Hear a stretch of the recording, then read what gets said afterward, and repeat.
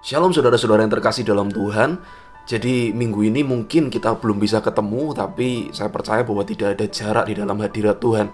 Hari ini ada sebuah momen yang istimewa. Minggu ini terjadi bahwa ada dua momen. Yang pertama ada Jumat Agung, dan yang kedua ada Paskah. Hari ini kita merayakan Paskah, meskipun besok baru dirayakan. Saya berharap juga Anda bisa menonton tayangan besok bersama-sama dengan keluarga yang lain jam 9 pagi. Jangan lupa di YouTube GBI Kristus Pencipta.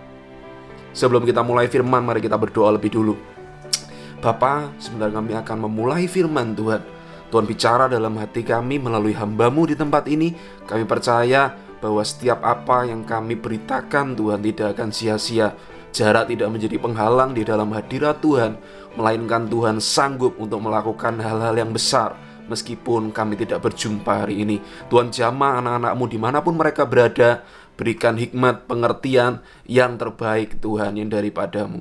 Pelankan semua suara hati kami supaya kami sanggup mendengar suara Tuhan melalui firman hari ini. Di dalam nama Yesus kami berdoa dan ucap syukur. Amin. Nah, hari ini saya akan bicara tentang sebuah topik yang cukup fancy bagi kita, bagi saya. Belum tentu juga bagi kamu mengasihkan, tapi bagi saya sebuah topik yang sangat saya suka. Saya bicara tentang hari ini tentang Paskah. Paskah itu tentang apa sih, Kak? Paskah bagi saya adalah sebuah bukti dari kasihnya Tuhan. Kalau pada saat Natal kita ada banyak lagu Natal yang dinyanyikan, suasana begitu meriah, padahal ketika Paskah kita merayakan apa yang disebut dengan janjinya Tuhan. Jadi Tuhan datang ke bumi untuk menyelamatkan manusia. Tapi kapan itu menjadi kenyataan? Melalui momen Paskah, melalui momen hari ini, melalui momen yang kita akan rayakan saat-saat ini. Saya percaya bahwa Natal dan Paskah sama-sama penting. Dan Paskah merupakan penggenapan apa yang dijanjikan pada saat Natal. Pada saat Natal yang datang adalah sebuah baby. Tapi pada saat Paskah, bayi itu sudah menjadi besar dan dia mati untuk menebus dosa dunia. Hari ini saya akan bicara tentang kalau Yesus sudah mati buat kita, dia melewati jalan Via Dolorosa, sama sekali tidak mudah melewati itu. Bahkan tidak ada satu manusia pun yang dapat menanggung penderitaan itu. Dan hebatnya Tuhan Yesus menanggung penderitaan itu dengan tidak bersungut-sungut. Dia tidak marah, dia tidak mengutuki, malah kalimat terakhir yang keluar dari mulutnya begitu agung. Bahkan dia mengampuni musuhnya dan tidak menaruh dendam kepada musuhnya. Masalahnya adalah ketika Tuhan sudah melakukan yang seperti itu buat kita, kita sebagai orang percaya mau apa? Kita sebagai orang percaya mau berespon seperti apa? Hari ini kalau Anda suka mencatat khotbah, dan saya sarankan Anda untuk mencatat khotbah, hari ini judulnya adalah Jesus Loves Language, atau bahasa kasih Tuhan Yesus. Jadi Tuhan Yesus punya bahasa kasih juga. Beberapa mungkin sudah lama tahun yang lalu ada sebuah buku yang sangat bagus. Judulnya adalah Five Love Language yang ditulis oleh Gary Chapman. Dia menulis ada 5 bahasa kasih. Yang pertama adalah sentuhan. Jadi kalau kamu suka berpegangan tangan, ini bukan mesum ya, tapi suka dipegang, suka dipeluk oleh sesama jenis, ataupun nanti kalau sudah suami istri boleh. Lalu kemudian ada gift, ada pemberian. Yang kedua adalah act of help, membantu. Yang kedua adalah word of affirmation. Yang keberapa tadi? Keempat adalah word of affirmation. Jadi kita memberikan dukungan melalui kata-kata kita. Dan yang berikutnya adalah quality time, atau kita meluangkan waktu bersama. Jadi menurut Dr. Gary Chapman, bahwa manusia yang hidup di muka bumi mempunyai 1 dari 5 bahasa kasih ini. Meskipun memang ada 2, bukan 1, tapi bisa lebih dari 1, tapi yang paling dominan biasanya adalah 1. Nah, kita mau tahu artinya begini. Kita ingin mencintai seseorang dengan cara bagaimana dia ingin dicintai. Misalkan seperti ini, saya sering pakai ilustrasi seperti ini. Kalau saya punya pacar, kalau saya punya pasangan yang tidak suka durian sama sekali, lalu saya bilang, I love you, aku sayang sama kamu, tetapi setiap hari saya deket sama dia, mulut saya bau durian, atau malah yang lebih brutal lagi, saya bawa durian sama dia, tentu akan membuat dia marah sekali. Betul ya? Nah, masalahnya adalah kita sering melakukan seperti itu sama Tuhan. Artinya begini, menurut Dr. Gary Chapman, kita seringkali memperlakukan orang lain seperti apa kita ingin diperlakukan. Misalkan, bahasa kasih saya adalah word of affirmation atau kata-kata dukungan. Jadi saya seringkali, kalau kamu dekat dengan saya seringkali ngomong hal-hal yang positif pada kamu. Tetapi just like that, cuman itu saja. Saya belajar bahwa tidak semua orang bisa diberikan cara yang sama untuk kita bisa menunjukkan bahwa saya mengasihi kamu. Tidak semua orang bisa ditunjukkan dengan cara yang sama. Ada orang yang perlu quality time. Padahal quality time bagi saya adalah yang paling rendah. Hari ini saya sedang menjalin hubungan dengan seorang wanita, tentu saja, namanya Kak Fani. Dan Kak Fani ini bahasa kasihnya adalah quality time. Dia suka meluangkan waktu bersama. Jadi seringkali ketika saya sudah ngantar ke rumah dia, sudah di atas mobil, lalu kemudian saya tunggu, dia masih ngomong. Dan itu bisa berlangsung 10 menit, 15 menit. Pada awalnya saya bingung, kenapa? Ini sudah rumahmu, kenapa kamu tidak turun? Dan sebagainya. Karena bagi saya, bahasa kasih saya bukan quality time. Nah, tapi kalau saya mau mengasihi dia dengan seperti apa dia ingin dikasihi, saya harus mengerti bahasa kasihnya, yakni quality time. Nah, saudara-saudara, adik-adik yang terkasih, kita hari ini mau belajar apa sih sebetulnya God's love language, apa bahasa kasihnya Tuhan Yesus, sehingga kita bisa bukan membalas, bisa merespon kasihnya, karena membalas sudah nggak bisa pasti. Nah, di dalam Yohanes 14 ayat 15 saya bacakan untuk Anda. Dikatakan seperti ini, jikalau kamu mengasihi aku, kamu akan menuruti segala perintahku. Jadi clear, plain, obvious. Tuhan mengatakan, bahasa kasihku adalah ketika kamu menuruti perintahku. Ketika kamu menuruti apa yang aku bilang harus kamu lakukan. Wow, bagi kita, bagi orang-orang yang, sebagian orang yang sifatnya dominan, mungkin seperti saya, begitu dibilang harus malah nggak mau. Begitu dibilang, kamu harus melakukan ini, kita malah memberontak. Tetapi mari kita lanjutkan sebentar lagi. Mari kita pasang sabuk pengaman kita untuk mendengarkan sedikit lagi.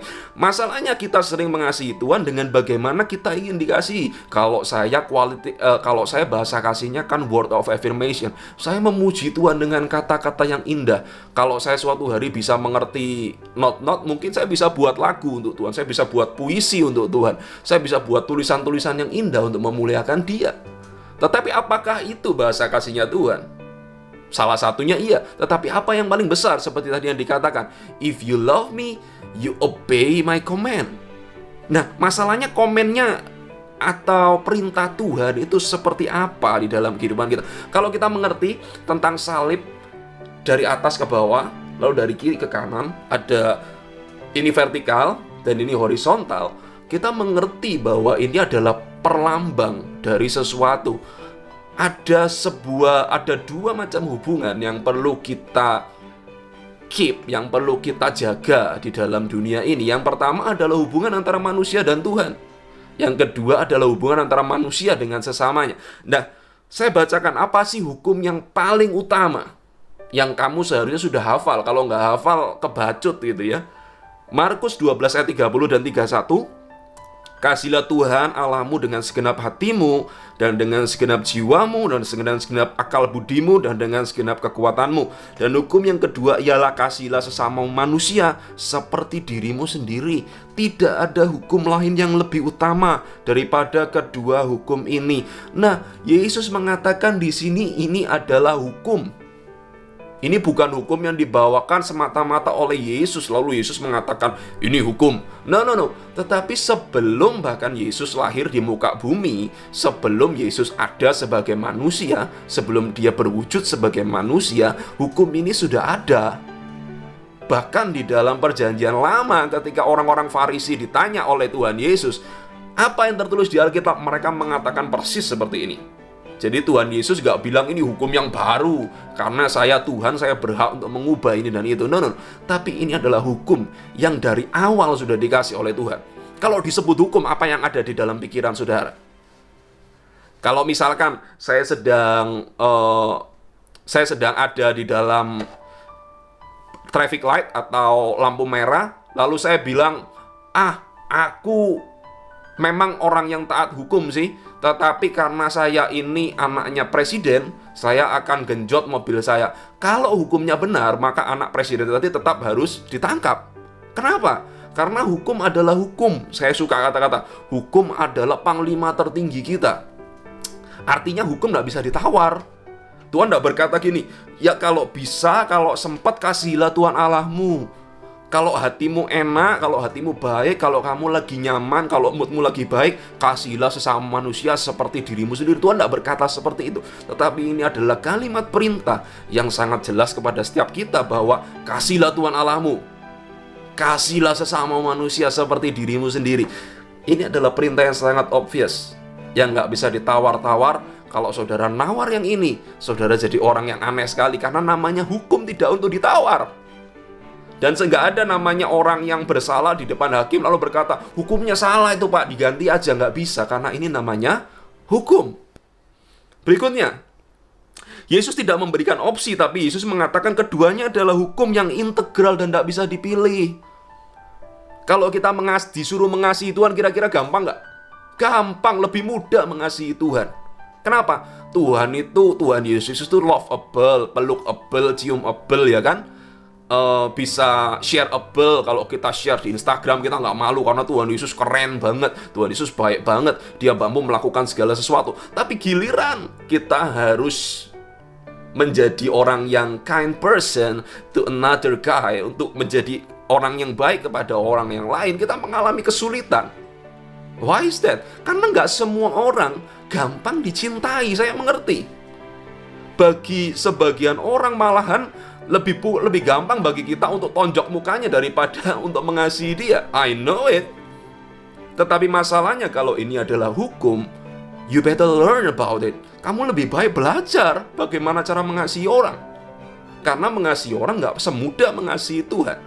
Meskipun Tuhan nggak bisa dilihat, malahan lebih ekstrim lagi Tuhan berkata, kalau kamu mengasihi Tuhan tapi kamu membenci saudaramu, maka kamu adalah seorang pembohong. Karena Tuhan itu nggak kelihatan. Kalau kamu nggak mengasihi saudaramu, yang nggak bisa mengasihi saudaramu yang kelihatan, kamu berbohong, kamu mengasihi Tuhan. Tuhan mengasosiasikan dirinya dengan orang-orang yang susah dikasihi. Karena kalau kamu berhasil mengasihi orang lain, kamu lebih mudah untuk mengasihi Tuhan. Orang yang mengasihi Tuhan, buktinya adalah dia bisa mengasihi orang lain. Definisi hukum. Hukum adalah peraturan atau adat yang secara resmi dianggap merugikan, mengikat. Saya ulangi. Peraturan atau adat yang secara resmi dianggap mengikat, yang dikukuhkan oleh penguasa atau pemerintah, mengikat. Jadi nggak bisa ditawar. Dengan begitu, kalau Anda gagal dalam mengasihi, Anda gagal melakukan dua hukum ini, Anda melakukan pelanggaran hukum. Wow, keren ya. Artinya selama ini kita nggak masuk akal. Artinya kalau ini adalah hukumnya Tuhan, ini adalah hukum yang sangat penting, bahkan boleh dikatakan yang terpenting. Dan kita gagal melakukan itu, so that kita berdosa di hadapan Tuhan. Kita melakukan pelanggaran hukum. Kalau bagi hukumnya Indonesia, orang yang melakukan pelanggaran hukum, dia harus mendapatkan hukuman. Tetapi bagi Tuhan, memang harus dihukum. Tetapi Tuhan Yesus sudah menanggung hukuman yang seharusnya ditimpakan bagi pelanggar-pelanggar hukum seperti kita. Saya nggak mau terlalu rumit. Saya ingin lebih menekankan hari ini tentang bagaimana kita bisa belajar untuk mengasihi orang lain. Karena Paskah bicara tentang kabar baik. Makanya Tuhan berkata seperti ini. Sebelum kita buka ayatnya, kalau aku tidak mati dan dibangkitkan lebih dulu, Paulus berkata seperti ini, kalau Tuhan Yesus tidak dibangkitkan dari antara orang mati, maka sia-sialah pemberitaan kita.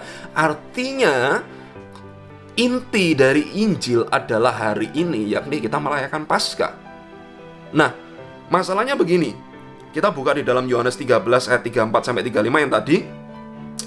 Masalahnya dia memberikan perintah kepada setiap kita, dan kita gagal untuk melakukan perintah itu. Kita seringkali lalai untuk melakukan perintah itu. Bahkan bukan hanya gagal, tapi kita mencoba pun tidak untuk melakukan perintah itu.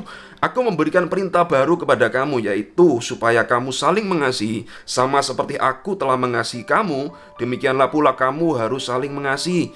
Dengan demikian, semua orang akan tahu bahwa kamu adalah murid-muridku, yaitu jika kamu saling mengasihi. Orang tidak akan tahu Anda kaya dan Anda adalah murid Tuhan. Orang tidak akan tahu Anda pintar dan Anda adalah murid Yesus. Tapi orang akan tahu Anda murid Yesus karena Anda saling mengasihi. Bagaimana cara orang Kristen mengasihi orang lain mencerminkan bahwa dia adalah orang Kristen yang sebenarnya. Orang Kristen ada untuk menjadi saksi Kristus yang pertama-tama, bukan dengan cara khotbah yang baik, bukan dengan cara saudara bisa memiliki rumah yang paling mewah, bukan cara saudara bisa mempunyai lagu yang luar biasa, tetapi orang Kristen menjadi murid Kristus karena dia saling mengasihi. Ini adalah perintah yang baru. Jadi Tuhan gak berkata kalau kamu sempet kayak tadi ya. Kalau kamu sempet, kalau hatimu enak, kalau uangmu lagi banyak, kalau kamu lagi gak bete, kamu kasihilah apa? Aku memberikan yang perintah yang baru kepada kamu, yaitu supaya kamu saling mengasihi. Perintah. Kalau saya mengatakan kepada anak buah saya, kamu pergi ke kota ini, kamu melakukan ini. Lalu ketika dia melanggar atau dia mengurangi apa yang sudah saya perintahkan, berarti dia melanggar perintah saya. Ngerti maksud saya sampai di sini? Kalau ini disebut perintah, berarti nggak bisa ditawar punya. Kalau ini disebut perintah, berarti saudara tidak punya hak untuk menawar-nawar yang ini. Dunia tidak perlu tahu betapa banyak mujizat kita, tetapi dunia perlu tahu seberapa banyak kita saling mengasihi. Pelayanan kita bukan pelayanan mujizat, saya percaya. Pelayanan kita bukan pelayanan yang kita datang di sebuah stadion, lalu kita tumpangkan tangan di banyak orang, lalu orang mendapatkan kesembuhan. No, tetapi dunia bisa dimenangkan melalui orang-orang Kristen yang tahu bagaimana bisa mengasihi satu dengan yang lain. Amin. Karena mengasihi jauh lebih sulit daripada membuat mujizat. Saya tahu itu. Karena membuat mujizat kadang-kadang hanya perlu muatan iman. Tetapi mengasihi butuh yang namanya persistensi atau konsistensi.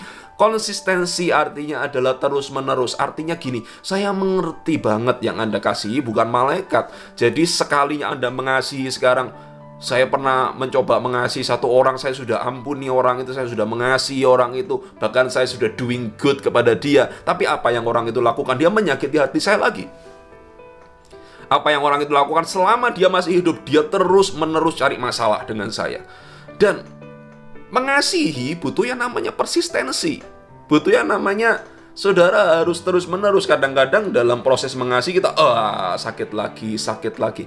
Karenanya Tuhan berkata bahwa memang mengasihi ini perlu diperintah, nggak bisa otomatis. Karena secara otomatis kalau di dalam otak kita nggak gampang untuk mengasihi orang lain. Bapak ibu saudara, saudara-saudara sekalian, kita buka lagi di dalam Matius 5 ayat 43 sampai 44. Kamu telah mendengar firman, kasihilah sesamamu manusia dan bencilah musuhmu. Tetapi aku berkata kepadamu, kasihilah musuhmu dan berdoalah bagi mereka yang menganiaya kamu. Saya mau tanya secara jujur kepada teman-teman di tempat ini, mana lebih gampang kira-kira kita mendoakan musuh kita yang pertama, atau yang kedua kita traktir musuh kita? Lebih mudah yang mana? Coba dipikir dulu, dijawab. Pasti banyak yang ngomong, ya lebih gampang mendoakan lah, karena mendoakan tidak perlu modal. Kalau itu lebih gampang, nggak usah diperintah, betul ya? Saya suka sekali makan pizza, dan kalau ada pizza di depan saya, kamu nggak perlu perintah saya untuk makan pizza, karena saya akan makan pizza right away, langsung saya makan gitu ya. Bahkan saya mungkin bisa lupa berdoa. Tetapi kalau ada sesuatu yang enak, kita nggak perlu diperintah punya. Kenapa? Karena itu bagi kita adalah suatu yang hakiki, hakiukiu bagi kita untuk melakukannya, sederhana saja. Tetapi karena ini susah, makanya Tuhan perintah. Nah, masalahnya kita tanya gini, kenapa sih Tuhan nggak perintahkan saya untuk datangi musuh saya dan traktir musuh saya dan kemudian saya kasih duit ke musuh saya? Bukankah itu jauh lebih susah? No, justru berdoa itu jauh lebih susah. Kenapa? Saya terangkan begini, kalau kita nraktir musuh kita, kalau kita belikan sesuatu yang dia suka dan sebagainya, bisa tidak sebetulnya di dalam hati kita sebetulnya kita masih nggak suka sama orang itu? Mungkin, bisa jadi. Tetapi kalau yang kita lakukan, kita berdoa buat dia di kamar kita yang tertutup, where is nobody there, ketika nggak ada orang di situ, kira-kira saudara bisa berpikir, saudara nggak mungkin dapat kredit karena itu. Bahkan nggak ada orang yang tahu bahwa saudara sedang mendoakan orang yang tadi bukan pelukable, bukan loveable tadi, malah pukulable tadi ya, yang bisa kita pengen nonjok aja mukanya. Tetapi saudara diam-diam, saudara mendoakan orang itu, saudara mendoakan keselamatan untuk dia, saudara mendoakan bahwa dia dikasih umur yang panjang, saudara mendoakan bahwa dia selalu sukses. Wow, that's amazing.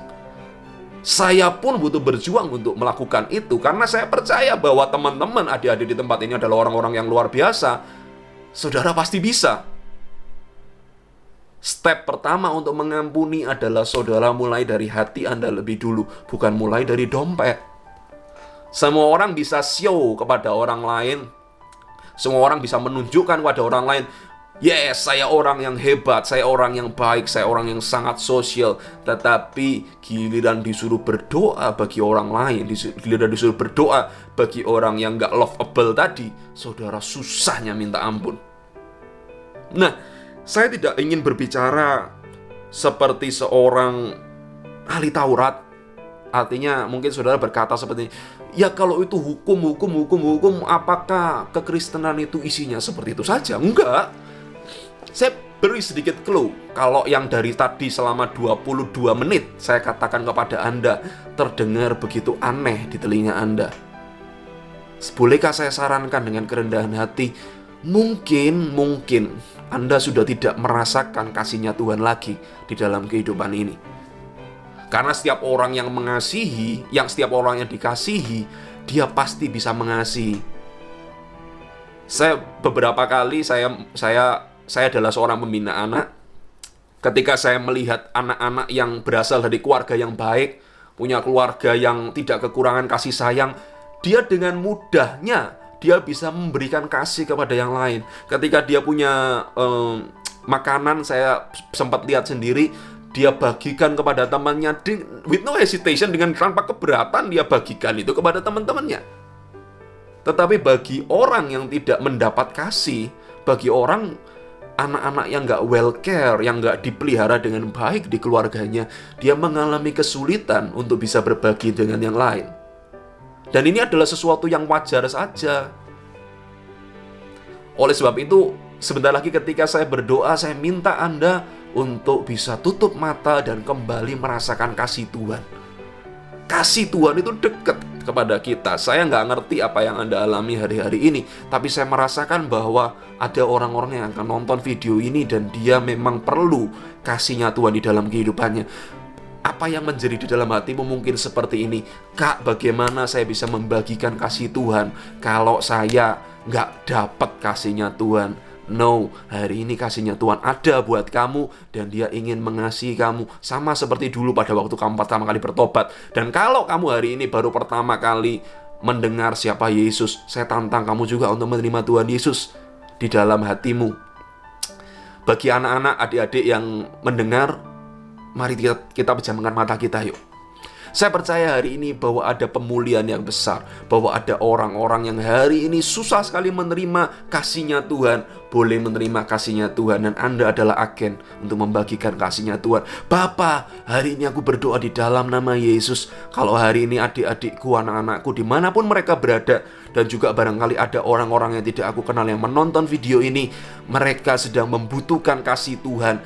Tuhan bukan hanya memberikan retorika saja Tuhan, melalui kematian-Mu Tuhan memberikan bukti karena Engkau mengasihi dunia ini. Sebab besarnya kasih-Mu kepada dunia ini, maka Engkau memberikan nyawa-Mu Tuhan. Nyawa-Mu satu-satunya Tuhan berikan untuk setiap kami. Biarkan Tuhan setiap mereka, Tuhan jamah mereka satu persatu. Tidak ada satupun yang Tuhan lewatkan. Biar kasih Tuhan menjamah kehidupan mereka. Apapun yang hari ini sedang mereka lakukan, apapun yang hari ini sedang hinggap di dalam pikiran mereka. Barangkali ada orang-orang yang merasakan rasa bersalah yang demikian menyiksa di dalam hati mereka. Biar Tuhan mulai hari ini ada pemulihan yang luar biasa terjadi di dalam kehidupan mereka. Hamba-Mu percaya bahwa tidak ada yang mustahil bagi nama Tuhan. Tuhan lembut hati mereka. Tuhan, kalau kami kurang kasih sayang, bagaimana kan bisa memberikan kasih sayang kepada yang lain? Tetapi Tuhan, hari ini Tuhan jamah setiap kami supaya kami dapat dipenuhi oleh kasih sayang-Mu Tuhan. Engkau mengasihi kami, Engkau memeluk setiap kami, Engkau memberikan kasih-Mu yang luar biasa untuk setiap kami. Di dalam nama Tuhan Yesus, aku berdoa dan mengucap syukur. Amin. Kakak, adik-adik yang terkasih, saudara-saudara yang terkasih, saya percaya bahwa ada perubahan yang besar di dalam diri saudara. Sekarang saudara bukan orang yang kekurangan tati tayang lagi, tetapi saudara sudah penuh dengan kasih. Sekarang adalah waktunya job desk saudara untuk membagikan kasih Tuhan kepada dunia ini. Boleh nggak saya kasih challenge yang sederhana saja? Hari ini saudara telepon, saudara WhatsApp kepada 3 orang yang saudara tahu kekurangan kasih sayang. Yang mereka yang barangkali kurang dapat perhatian, saudara bisa mengatakan kepada dia, "Hey, how are you? Apa kabarmu?" Lalu saudara mulai untuk mendoakan dia. Mulailah dari orang-orang yang masih lovable, lalu kemudian kalau saudara mau lanjutkan kepada orang-orang yang lebih tadi, yang lebih tonjokable tadi, saudara boleh lakukan. Oke, bisa dilakukan. Tuhan Yesus memberkati. Goodbye.